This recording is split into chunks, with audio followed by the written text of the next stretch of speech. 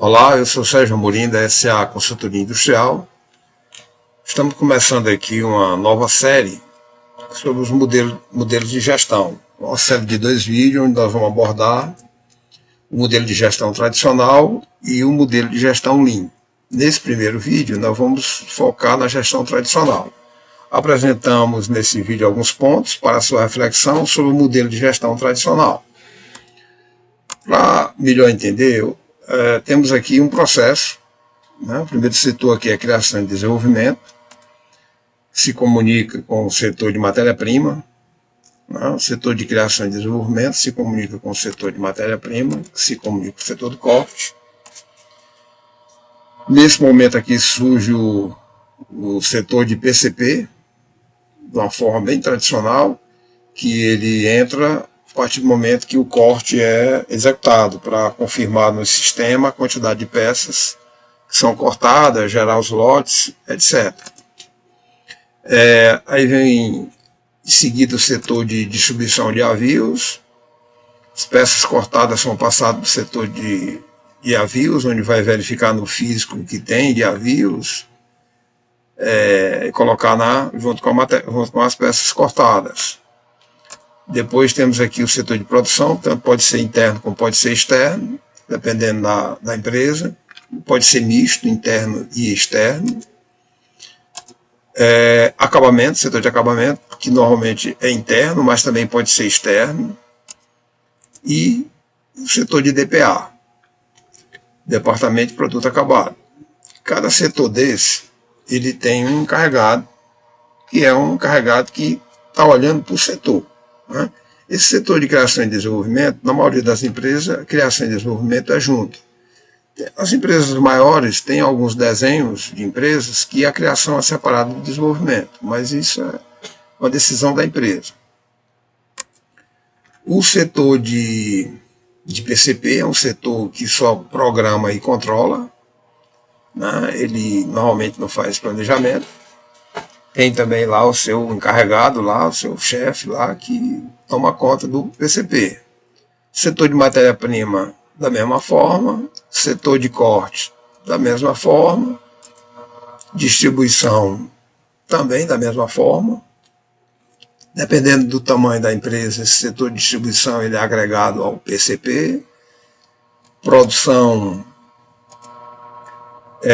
setor de produção, né? Tem um encarregado, quando tem interno, tem um encarregado do interno, quando tem externo, tem um encarregado do externo. Tem o setor de acabamento, que tanto também pode ser interno como pode ser externo, com o seu encarregado.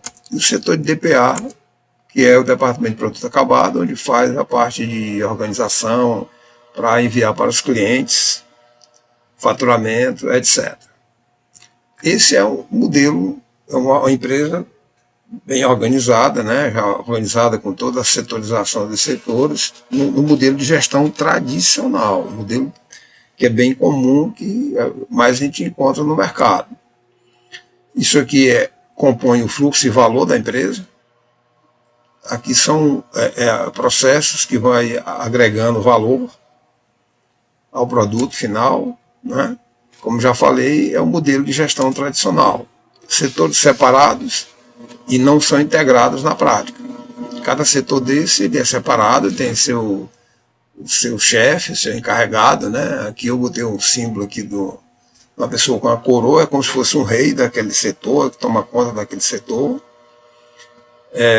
Os setores, na prática, se pergunta, todo mundo diz que é integrado, mas quando você vai ver o relacionamento do dia a dia, não tem integração, tem muita briga, tem muito questionamento,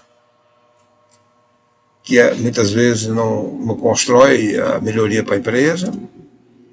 Estruturas departamentais que mais concorrem por recursos do que colaboram compartilhando informações e ativos. Né? Você vê com uma estrutura dessa, cada um fica querendo fazer o seu, ele briga pelo seu, né? Ele otimiza o seu setor em detrimento a um outro setor. Muitas vezes o setor do corte, como exemplo, ele otimiza tanto as operações dele para melhorar o número, e que prejudica a produção. Então é o tamanho do pacote, é a forma como ele classifica as peças, a forma como ele amarra as peças, né? A forma que muitas vezes ele faz o enfesto, que compromete a peça cortada, mas ele consegue dar um número bacana, né? Aparentemente ele está bem otimizado, só que aquelas peças cortadas não conseguem andar nos processos seguintes. Existe muito refis. Então, ou seja, o setor fica competindo entre um e o outro, ele otimiza seu setor sem se preocupar com o setor seguinte. O que vai impactar? Na verdade, esse fluxo de valor aqui, ele sai bem doloroso, porque cada um faz o seu, e a soma dos ótimos aqui não é igual a ótimo. Pelo contrário, se cada setor aqui for altamente otimizado, o resultado vai ser bem ruim. É só observar.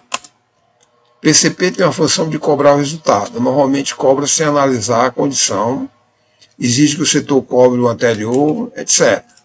Ele programa e controla. Planejamento não existe na prática, apesar de muitos deles entender que programar é igual a planejar. Eles não entendem bem a diferença. Então, ou seja, aqui alguns pontos para vocês refletirem, né? O que é que isso tudo gera nas pessoas que trabalham dentro desse tipo de empresa? Gestores que só cobram o status do processo acabam perdendo a força junto à equipe, né? Acaba se queimando. O que acontece com essa equipe a médio e longo prazo? Uns pedem para sair, outros ficam doentes e pedem também para sair.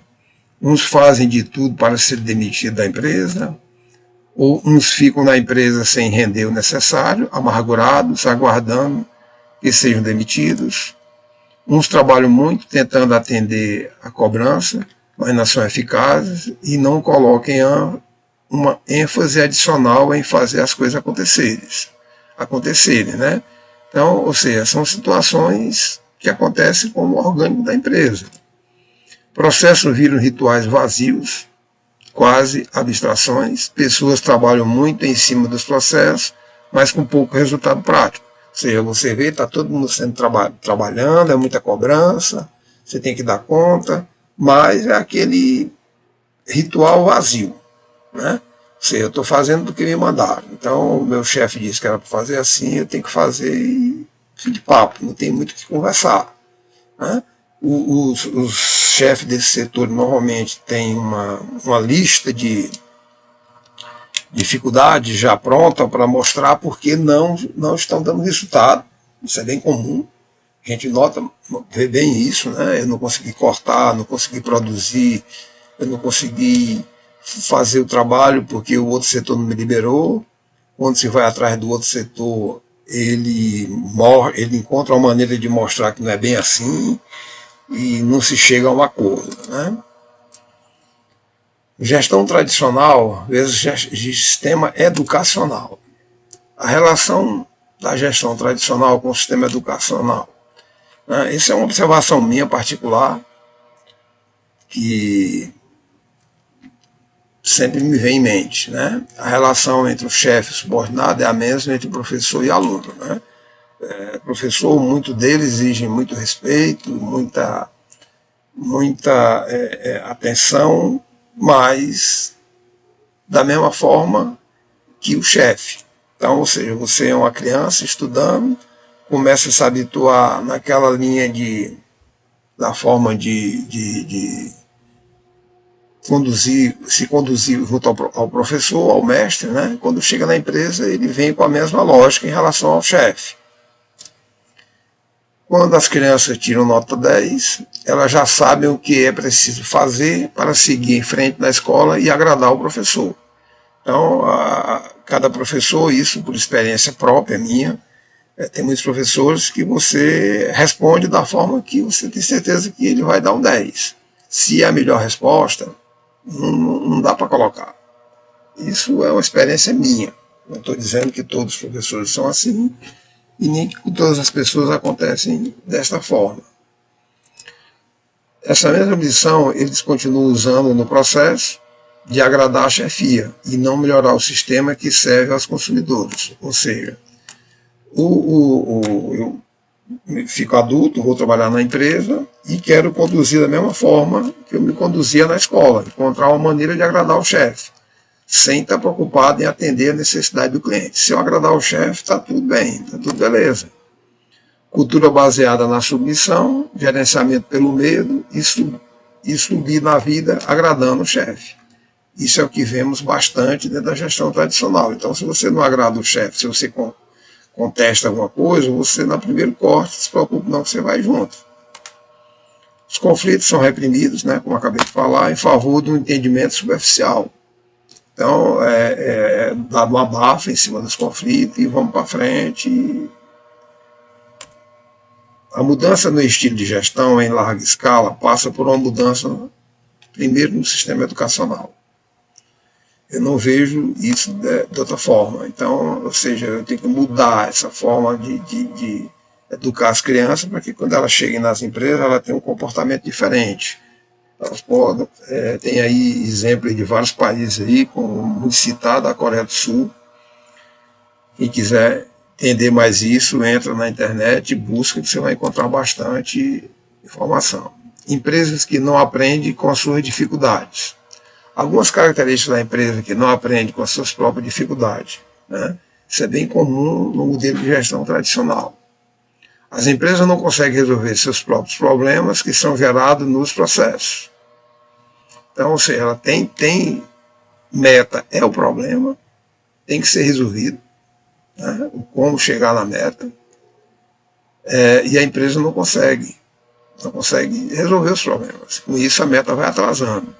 Busca uma solução viável, que não aumente o trabalho, que não altere a forma que executa. Eu já comentei isso em outros vídeos, que muitas vezes a pessoa quer dar o resultado, mas ela não quer de forma nenhuma aumente seu trabalho. Ela quer que alguém chegue lá e obre um milagre de criar uma solução viável que não aumente o trabalho de ninguém, que não tem que trabalhar mais.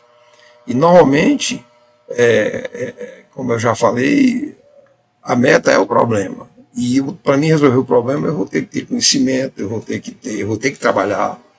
E se eu quero ter uma vida bem tranquila, eu não vou bater meta. Isso não combina. Eu costumo dizer dentro do trabalho de consultoria que para bater meta a gente tem que sangrar. Sabe? Sem sangrar, sem a gente se doar, a gente não bate meta. Se eu estou batendo meta sem sangrar, sem doer, essas metas estão muito baixas, estão muito aquém, você deve ter um excesso de capacidade, você deve estar com o custo estourado e por aí vai.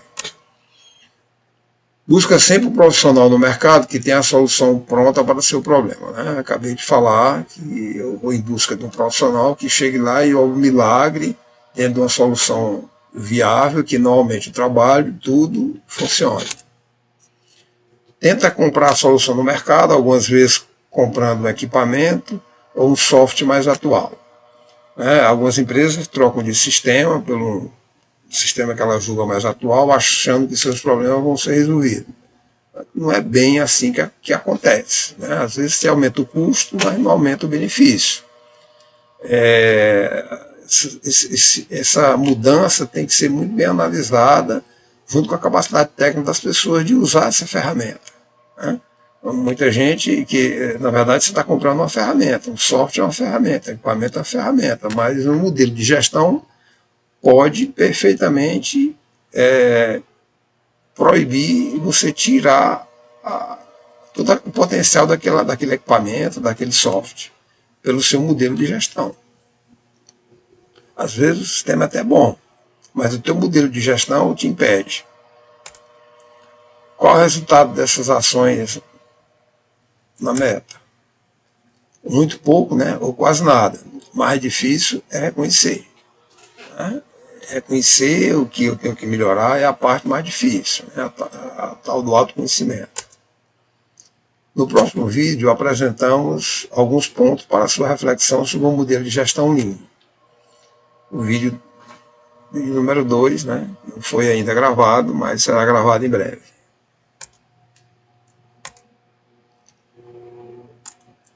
Essa consultoria industrial trabalha focado na gestão. Somos uma consultoria de ação. Nosso trabalho Nossa base de trabalho é orientada pela filosofia da Manufatura Lean. Contribuímos na melhoria do seu modelo de gestão, desenvolvendo as equipes de forma a realizar o trabalho necessário para atender o propósito. Para mais informações, entre em contato com o Sérgio Amorim ou com a Magna Mota.